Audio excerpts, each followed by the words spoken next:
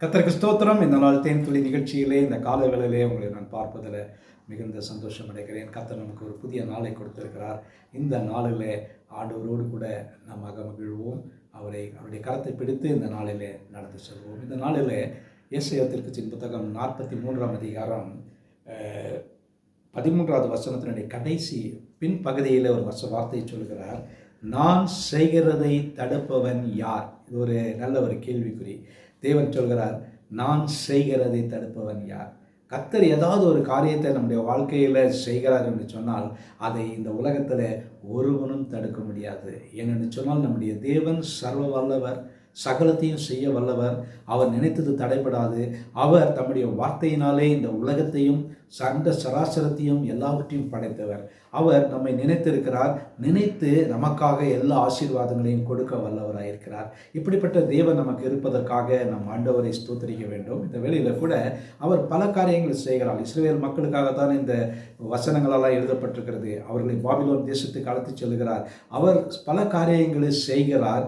அவருடைய நன்மைக்காக அதை செய்யக்கூடியதான ஒரு காரியமாக இருக்கிறது. செய்கின்ற வேளையில் அவர் கேட்கிறதான ஒரே ஒரு கேள்வி, நாள் உண்டாவதற்கு முன்னும் நான் இருக்கிறேன், என் கைக்கு தப்பிக்கிறவன் இல்லை, நான் செய்கிறதை தடுப்பவன் யார்?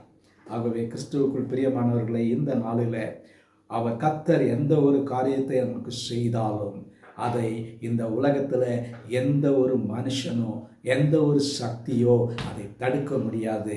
உங்களுக்கு வரக்கூடியதான எல்லா நன்மைகளும் ஆசீர்வாதங்களும் உங்களுக்கு வந்து சேரும். உங்களுக்கு தடையாக இருக்கிற எல்லா ஆசீர்வாத குறைவுகளை அவர் எடுத்து போட்டு உங்களுக்கு பெருத்த ஆசீர்வாதத்தை கொடுக்க வல்லவர். ஆகவே ஒரே ஒரு காரியத்தை ஞாபகத்தில் எடுத்துக்கொள்வோம். தேவன் சகலத்தையும் செய்ய வல்லவர். அவர் நினைத்தது தடைப்படாது. இந்த வசனத்தின்படியாக அவர் செய்கிறதை தடுப்பவன் ஒருவனும் இல்லை. நல்ல ஆண்டவரே, நன்றியோடு துதிக்கிறோம், ஸ்தோத்தரிக்கிறோம். இந்த நல்ல காலை வேளைக்காக ஸ்தோத்திரம். ஆண்டவரே, நீர் சகலத்தையும் எங்களுக்காக செய்கிறீர். ஆகவே இந்த உலகத்தில் ஒருவனும் தடுக்க முடியாது. வரக்கூடியதான ஆசீர்வாதங்கள் எல்லா காரியத்தையும் நீர் எங்களுக்கு கொடுக்கிறீர். அதை இந்த உலகத்தில் எங்களுக்கு தடுக்கக்கூடியதான நிலையில் இருக்கிறவர் ஒருவனும் இல்லையா.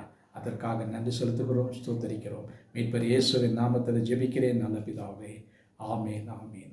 கர்த்தர் உங்களை ஆசீர்வதிப்பாராக. இந்த நாள் ஒரு ஆசீர்வாதமான ஒரு நாளாக உங்களுக்கு அமையட்டும்.